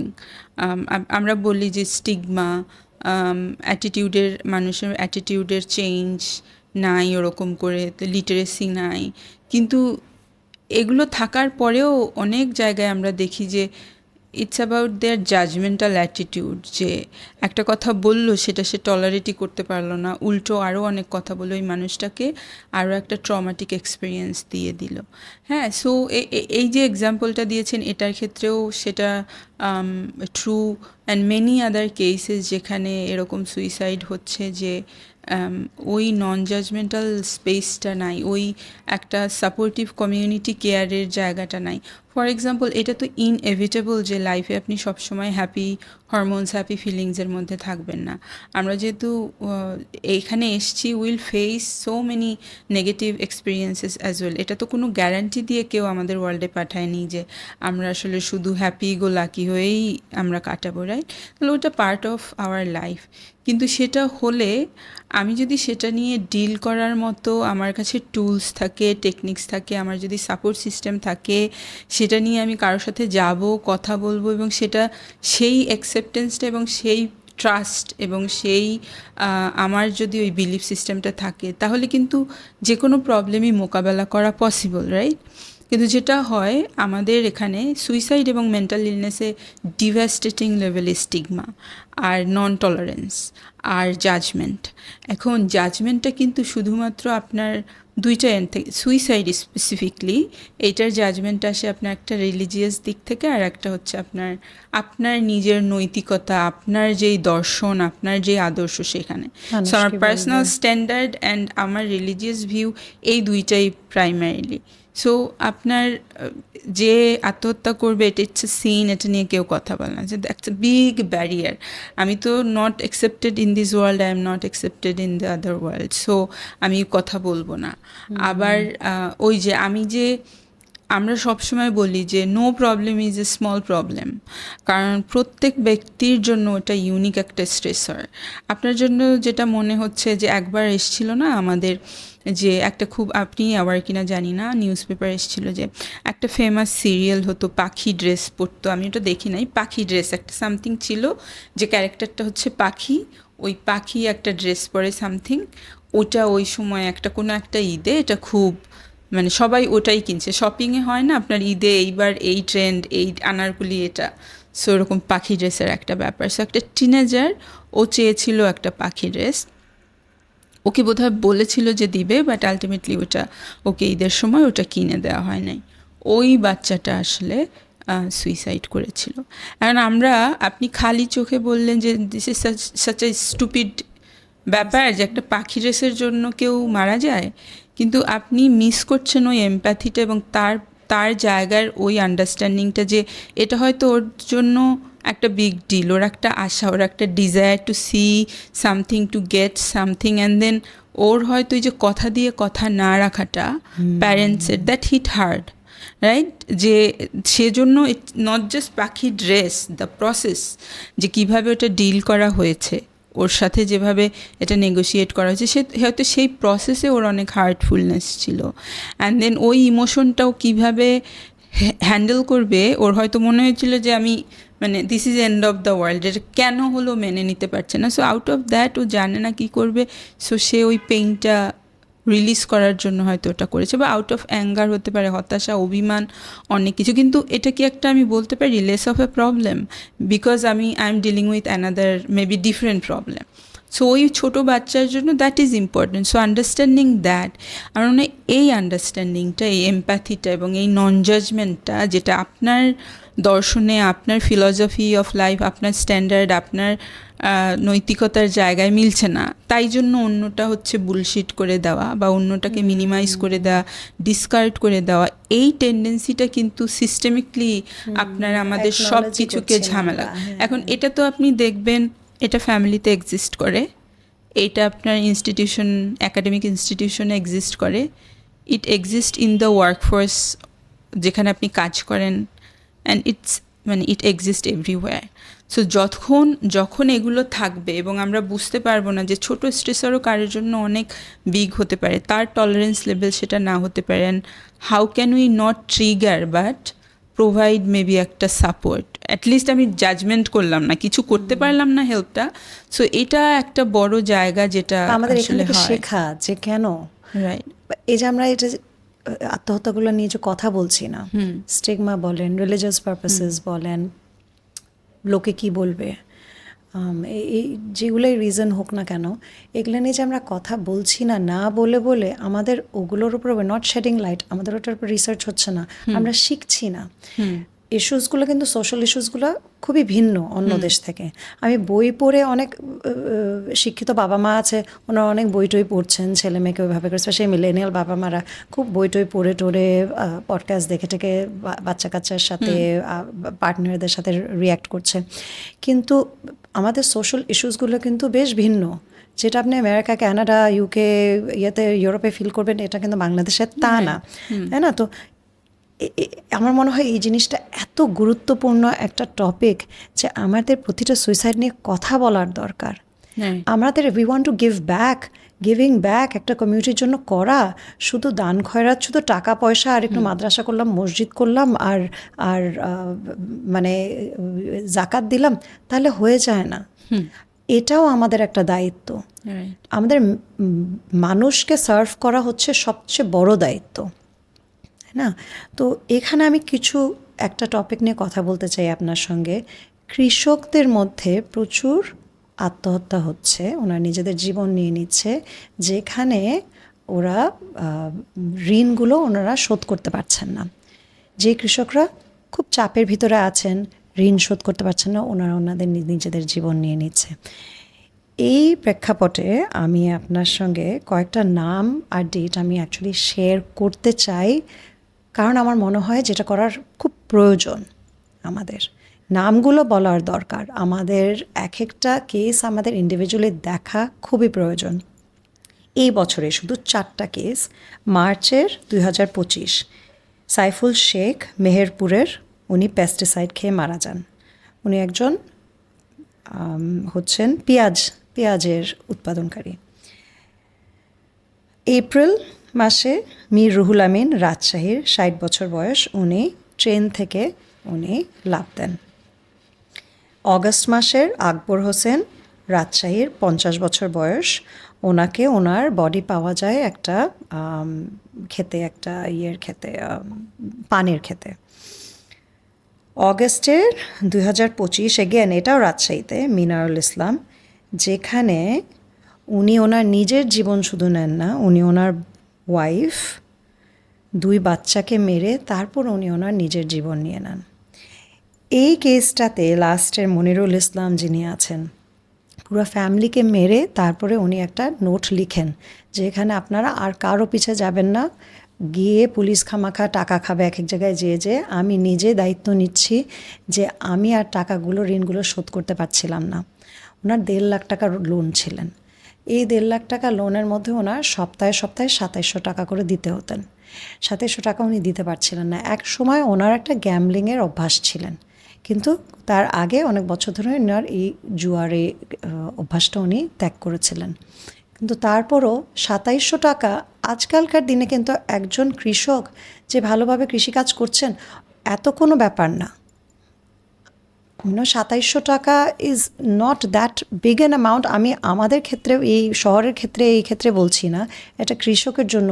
কিন্তু এটা হচ্ছে একটা, যখন আমরা ওই সাইকেলটাতে ঢুকে যাই, এই মেন্টাল যখন একটা প্রেশার আমরা ফিল করতে থাকি, যেরকম একটা ডিপ ডিপ্রেশনে চলে যাচ্ছি, দ্য প্রেশার, আমি ছেলে মেয়েকে খাওয়াতে পারছি না। তো উনি যেটা ওনার সুইসাইড নোটে লিখে যান যে আমি একা মরতে চাই না, আমার ছেলে মেয়ে খেতে পারবে না, আমার বউকে ওরা অসম্মান করবে, তাই আমি সবার জীবন নিয়ে যাচ্ছি। এই যে the lack of support, the lack of, and I say this with a lot of kindness, যে the lack of education, the lack of motivation, এটার জন্য আমরা কী করছি? আর আমরা এই যে কেসগুলো, এক একটা কৃষক যে ওনাদের নিজেদের জীবন নিয়ে নিচ্ছে, কারণ ওনারা এই যে ক্ষুদ্র ক্ষুদ্র লোনগুলো ওনারা রিপে করতে পারছে না, এটার জন্য আমরা কি করতে পারি? এটা খুব স্যাড আপনি যেটা বলেছেন, এটা কিন্তু খুবই প্র্যাকটিক্যাল একটা ওনার মানে আমরা প্রথমে আমি যেটা বলে নিতে চাই যে সুইসাইড কখনো একটা সিঙ্গেল কারণে হয় না। আগেও বলেছি, এটা মেনি ফ্যাক্টরস ওখানে একটা ইন্টারঅ্যাক্ট করে ওইটার মধ্যে হয়তো বার্ডেনটা অনেক বেশি আনবিয়ারেবল লেভেলে যায়। তবে হ্যাঁ, দুই একটা হচ্ছে প্রমিনেন্টলি বড় স্ট্রেসার বা রিস্ক ফ্যাক্টর হিসেবে কাজ করে। এই কেসগুলোর ক্ষেত্রে হয়তো পভার্টি একটা বড় রিস্ক ফ্যাক্টর হিসেবে ছিল। ওকে, আনএমপ্লয়মেন্ট হয়তো আমরা জানি না সে আসলে তখন কি তার কৃষিকাজটাও করতে পারছিল, সেটা কি সে কী কারণে ওটা অতটুকু টাকা সে পারছিল না, হয়তো সেটা তার কোনো রেগুলার আর্নিং সোর্স ছিল না, সেটাও হয়তো ইন্টারাপ্টেড হয়েছিল। আপনি বলছিলেন যে তার গ্যাম্বলিংয়ের, তার মানে ওটাও কিন্তু একটা ছিল। So there might be many other reason, কিন্তু বড় যেটা আমরা এখানে পিক করতে পারি হয়তো সেটা তাদের পভার্টিটা। এখন এটা সবসময়, এবং এটা কালচার টু কালচার, আপনার এই যে ফাইন্যান্সিয়াল যেই লিমিটেশন, পভার্টি, এটা কিন্তু বড় একটা সুইসাইডের risk factor, practical. So in many countries এই ধরনের যে লো ইনকাম গ্রুপগুলো, যেখানে দেখা গেছে যে সুইসাইড এরকম হয়, যেমন কৃষকদের মধ্যে সুইসাইড, এটা কিন্তু বাংলাদেশে না, এটা ইন্ডিয়াতে দেখবেন আপনি, এটা সাউথ এশিয়ার অন্য কান্ট্রিগুলোতেও দেখবেন। কৃষিকাজের সাথে যারা জড়িত, মেনি রিজনস, বাট একটা তো হচ্ছে গিয়ে ওই যে তাদের ইনকাম স্লাইডটা হচ্ছে আনপ্রেডিক্টেবল। এটা ন্যাচারাল ডিজাস্টার হলে ওদের একটা ঝামেলা হয়ে যায়, যদি ড্রাউট হয় তখন আর একটা ঝামেলা হয়ে যায়। মানে এটা so dependent on the nature, কিছু যদি ওখানে হয় তখন কিন্তু সে আর ওটা পারছে না, তার মধ্যে যদি তার আরও বার্ডেন থাকে ফ্যামিলি লেভেলে, তখন তার ওটা মাল্টিপ্লাইড হয়। সো ওই কান্ট্রিগুলোতে তখন আপনার ইউনিক প্রোগ্রামগুলো গভর্নমেন্ট থেকেই করে, যেমন আপনার ক্যাশ ট্রান্সফার প্রোগ্রাম আছে একটা, যেটাতে তাদের আসলে এই মেজর রিস্ক ফ্যাক্টরটাকে মিটিগেট করার জন্য ইন্টারভেনশনটা দেয়া হয়, so that they can do their work, poverty minimise করার জন্য। অ্যান্ড দেন তাহলে আপনি যদি মিনিমাইজ করতে চেষ্টা করছেন, তাহলে স্ট্রেস, প্রেডিক্টেবল যে স্ট্রেসটা একটু কম হবে। তো এটা আমাদের এখানে কিছু আছে বলে সেরকমটা আমরা জানি না। সেকেন্ড হচ্ছে, এটা আমি পার্সোনালিও এক্সপিরিয়েন্স করেছি। আমি যখন এমফিলে ক্লিনিক্যাল সাইকোলজিতে আমি এমফিল করেছি, তখন আমার থিসিসের টপিক ছিল exploring the early warning signs of suicide in Bangladesh. আমি কোয়ালিটেটিভ রিসার্চ করেছি, মানে যারা অ্যাটেম্প্ট করেছে বাট সারভাইভ করেছে তাদের সাথে কথা বলেছি, আর যারা মারা গিয়েছে সুইসাইডে তাদের যে কেয়ার গিভার, যদি মা বাবা থাকে বা হাজব্যান্ড বা সিবলিং, যারা তাকে চিনতো, দেখেছে, তাদেরকে ইন্টারভিউ করেছি। সো আমার যেটা করতে হতো, আমার ওই কেসগুলো নিয়ে আমি নোটগুলো নিতাম হচ্ছে ডিএমসি থেকে, বাট দেন ওই হাউসহোল্ডগুলোতে যেতে হতো। তখন আমার একটা এক্সপিরিয়েন্স হয়েছে, এবং যেটা আসলে এভিডেন্স বেসড অ্যাজ ওয়েল, যে এই কমিউনিটিতে, আপনার কৃষক কমিউনিটিতে বিশেষ করে, ওই যে জমিতে সার দেওয়া হয়, পেস্টিসাইডস বা অন্য যে, এগুলো কিন্তু কমন জিনিস ওদের বাসায় স্টক করা থাকে। তো ওদের যেটা হয়, ওদের তো স্ট্রেস হয় নানা কারণে, মনে করেন ঝগড়া হয়েছে, কোনো একটা কারণে মারামারি হচ্ছে, তখন রাগ হয়। রাগ হলে রাগ ম্যানেজ তো আপনি ডিফারেন্ট লেভেলে করতে পারেন। ওরা অনেক সময় রাগ এত হয় ইম্পালসিভলি, ওই যে হাতের কাছে পেয়েছি ওটা নিয়েছি, সো তখন এটা কিন্তু সুইসাইডের ইন্টেন্ট ছিল না, এটা আমি ম্যানেজ করতে পারি নাই। এখন ওই সময় আমি ম্যানেজ করতে অস্থির হয়ে গেছি, বাট আমার কাছে যদি ওটা না থাকতো আমি কিন্তু ওটা করতে পারতাম না। তো সুইসাইড প্রিভেনশনে অনেক সময় এই কমিউনিটিতে আর একটা কাজ করে যে আপনার পেস্টিসাইডস ব্যান করা, এবং এটা কিন্তু গভর্নমেন্টের ল ওখান থেকে করতে হয়। মেনি কান্ট্রিজ এটা করেছে, বাংলাদেশে এখনও ওরকম কিছু আমি জানি না। তাহলে আপনার তো আসলে মানে কমিউনিটি অনুযায়ী তাদের ইউনিক স্ট্রেসরগুলোকে আপনার বুঝে সে অনুযায়ী প্রোগ্রাম আপনাকে ওখানে ইনিশিয়েট করতে হবে। শুধু রেইজিং অ্যাওয়ারনেস তো won't work for this group. আপনার বাংলাদেশে ঝিনাইদহে বলা হয় যে দ্য হটস্পট অফ সুইসাইড, মানে হিস্ট্রিক্যালি ওই এরিয়াটাতে সুইসাইডের রেট হাই, এবং টুকটাক কিছু রিসার্চ হয়েছে সেখান থেকে আমরা জানি যে আর্লি ম্যারেজ, তারপর আপনার পভার্টি, এই যে লোন, আপনার এই রিলেশনশিপ, এগুলোই ডিভোর্স, এগুলো হচ্ছে গিয়ে মেইন রিজনস। তাহলে এই যে আপনার এক একটা জিওগ্রাফিক লোকেশনে এক এক ধরনের স্ট্রেসর ইউনিক থাকে, সেটা ধরে তো আসলে কাজ করতে হবে। সো আমাদের বাংলাদেশে যেটা ব্যারিয়ার, এই যে আমি এত ইউনিক কাজ করব, সেটা করতে হলে তো ইনফ্রাস্ট্রাকচারটা তো আসলে গভর্নমেন্ট থেকে আসতে হবে। And mental health by default systematically অনেকটা আপনার নেগলেক্টেড, মানে 5% হেলথ বাজেটের মেন্টাল হেলথ ওখানে কত পার্সেন্ট একদম নেগলিজেন্স। তো এবং সেটা আবার ইনস্টিটিউশনাল কেয়ারে বেশি ইনভেস্ট করা হয়, মানে ওখানে যদি আমি 1% পেয়েছি সেটা হবে institutions like NIMS, Pabna mental hospital, community ওয়ার্কে না। এই মানুষগুলোর যে ডোর স্টেপে গিয়ে যেটা করতে হবে সেই অ্যাডভান্সমেন্টটা হচ্ছে না, যেটা ওয়ার্ল্ডে অনেক আগায় যাচ্ছে, but we are not moving forward with that. তো আপনার আসলে ওই যে বলেছি একটা কারণে ঘটে না, তাই কারণে একটা কারণই আমি ধরতে পারি না, কিন্তু মোস্ট প্রমিনেন্টটা ধরে আমার আগাতে হবে। সো এই যে আপনার এই যে লোয়ার ইনকামে এই যে সেকশনটা বলেছেন, এই এরিয়াতে দেখবেন যে অ্যাওয়ারনেসটাও কম, লিটারেসিটাও কম, এখানে সার্ভিস কোথায় যাব, রাগ হলে বা ফ্যামিলিতে ঝামেলা হলে আমি কি করব সেটাও কম, এবং হিস্ট্রিক্যালি ওদের প্রোঅ্যাক্টিভদের সাপোর্ট সিস্টেম, এই ধরনের প্রোগ্রাম যেগুলো নিড বেস ডেভেলপ করা হয়, টেস্ট করা হয়, তারপর সেগুলোতে স্কেল করা হয়, এগুলোও মনে করেন যে কম। So they remain vulnerable, they are vulnerable, they remain vulnerable.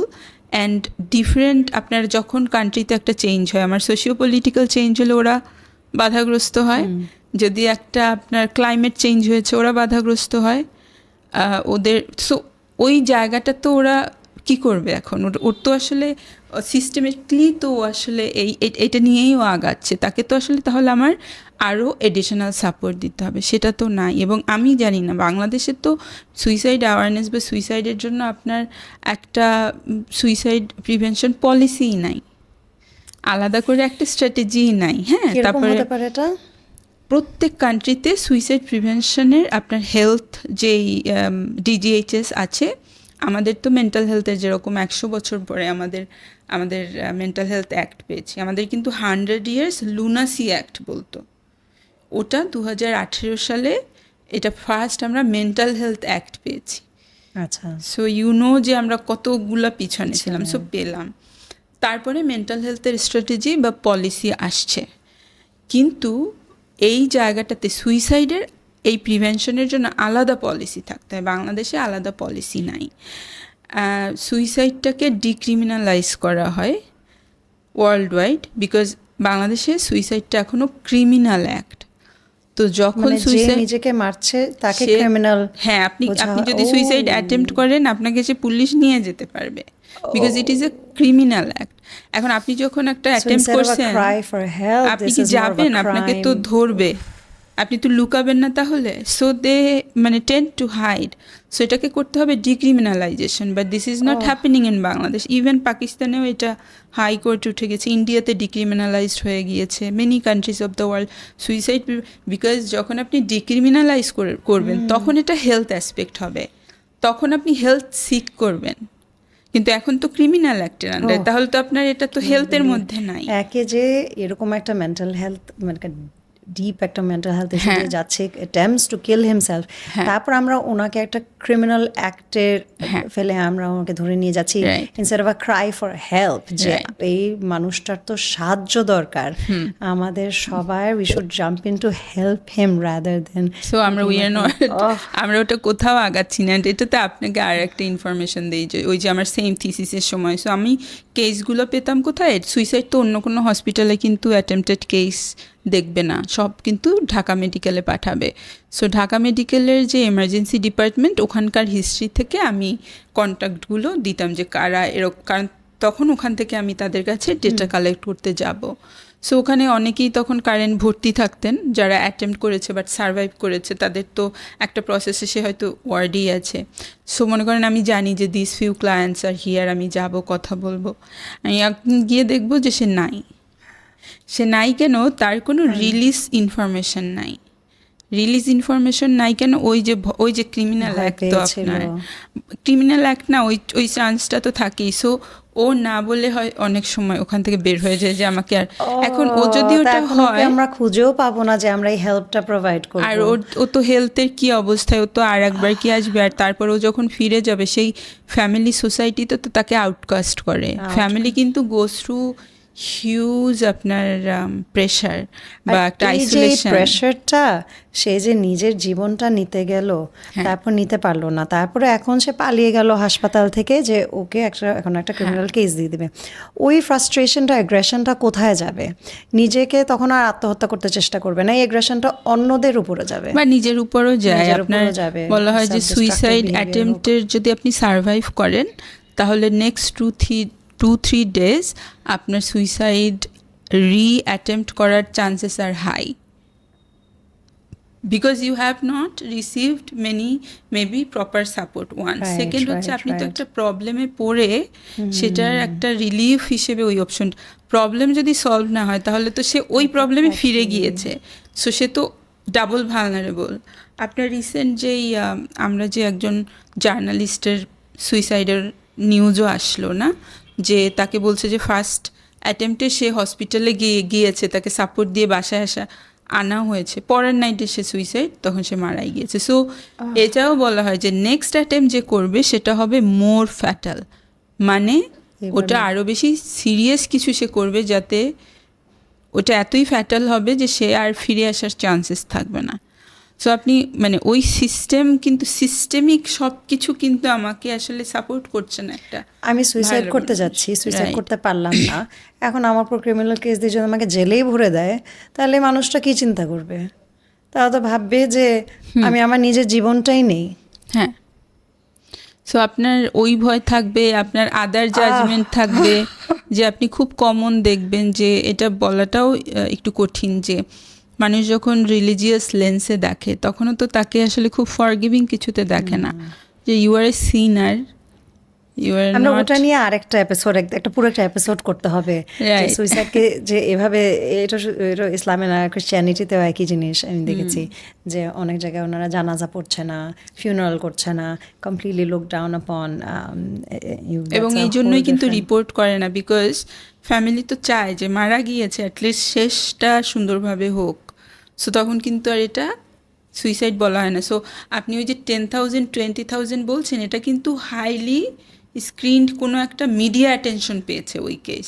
এগুলো কিন্তু নান অফ দ্য কেস যেটা হচ্ছে and it remains in the community, এরকম কিছু না, কিন্তু সামহাও ওটা পেপারে আসতে হয়েছে। ফর স্টুডেন্ট মারা গেলে ওটা পেপারে আসে, তাই it's a big news. So ওরা কালেক্ট করে ওখান থেকেই। আপনি বলেন যে 170 মিলিয়ন একটা দেশের পপুলেশন, কয়টা কেস মিডিয়াতে আসে? ইটস মানে জাস্ট টিপ অফ দ্য আইসবার্গের মতো একটা জিনিস, তাই না, ছোট্ট।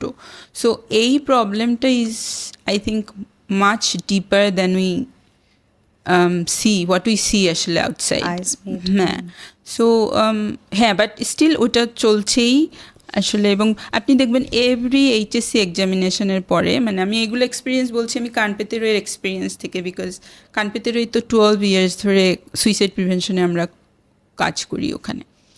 প্রত্যেক এইচএসসি এক্সামিনেশনটা যখন রেজাল্ট বোর্ডে বোর্ড রেজাল্টটা হবে আমরা জানি যে এখন সুইসাইডের কিছু নিউজ আমরা দেখব, এবং এটা প্রত্যেকবার আপনি দেখবেন যে it happen.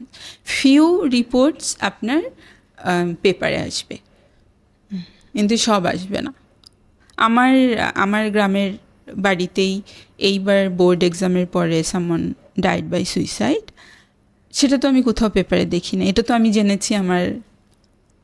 So things are like that, যে ফিউ আসে হয়তো ওটা কোনো কারণে হয়তো এটা একটা রিপোর্টেবল জিনিস ছিল, সো ওই ইটস আ ভিশাস সাইকেল। আমরা এটা রিপোর্ট করছি না, আমরা এটা নিয়ে কথা বলছি না, আমরা অনেক সময় অন্য একটা স্টোরিও বলে দিচ্ছি যে অন্য কোনোভাবে মারা গেছে, আর এটা করতে করতে আমাদের নাম্বারস আরও বেড়ে যাচ্ছে because we are not addressing these issues that have caused it. Specifically also যেই ফ্যামিলিতে এটা হচ্ছে ওই ফ্যামিলির যে ইস্যুগুলো ওগুলো আমরা ধামাচাপা দিয়ে যাচ্ছি না, ওই ফ্যামিলিও কিন্তু ওদের ট্রমাগুলো হিল করছে না, ওদের ওই ফ্যামিলির যে সাপোর্ট লাগবে, ওই ফ্যামিলিরও যে সাপোর্ট ওটাও পাচ্ছে না, সেটাও এই জিনিসগুলো চলেই যাচ্ছে। ইটস আ ভিশাস সাইকেল, এটা একটা মানে it's like স্নোবলিং।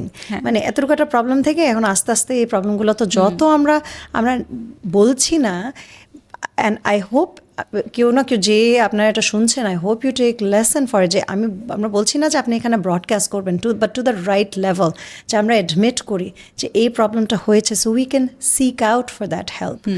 R we can also find out এটার রিজনগুলো কী ছিল, শুধু আমাদের নিজের জন্য। আই থিঙ্ক ইটস অলসো আমাদের একটা মোরাল একটা responsibility to our community, to ourselves, to humankind, to any way you want to look at, to help others. যে আমার সিচুয়েশন থেকে যদি আরও দুটা মানুষও যদি শিখতে পারে তাও তো অনেক।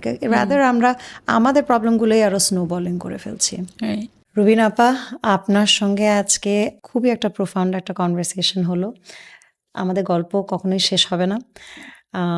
আমার এতটুকুই চাওয়া পাওয়া যে এখান থেকে যদি একটা মানুষও যদি কিছু ইনফরমেশন নিয়ে থাকে তাই অনেক। আই হোপ আপনি আবারও আসবেন আমাদের প্রোগ্রামে, এসে আমরা এই যে টপিকগুলো নিয়ে কথা বললাম এগুলো নিয়ে আবারও জানি একটাতে আমরা একটু হোন ইন করে আমরা জানি আরও একটু ডিপার ডিসকাশনে যেতে পারি। আপনার কাছে অনেক অনেক ধন্যবাদ আজকে আসার জন্য। থ্যাংক ইউ সো মাচ, আমারও খুবই খুবই খুবই ভালো লেগেছে। আসলেই মানে কনভারসেশনগুলো নিয়ে অনেক আওয়ার্স অ্যান্ড আওয়ার্স কথা বলা যায়। আই থিঙ্ক ওই ডিসকোর্সগুলাই আরও তৈরি করা, ওগুলো আরও মানুষের কাছে নিয়ে যাওয়া, কারণ যত যাই করি দিন শেষে অ্যাওয়ারনেসটা এটার কখনো ডিম্যান্ডটা শেষ হয় না। ডিফারেন্ট পপুলেশনে যদি কিছু ইনফরমেশন যায় that always helps. So I really appreciate this space, এখানে এসে আমাদের কথা হলো, অ্যান্ড ফিউচারে অফকোর্স আমাদের আবার আলোচনা হতে পারবে। Thank you so much. Thank you.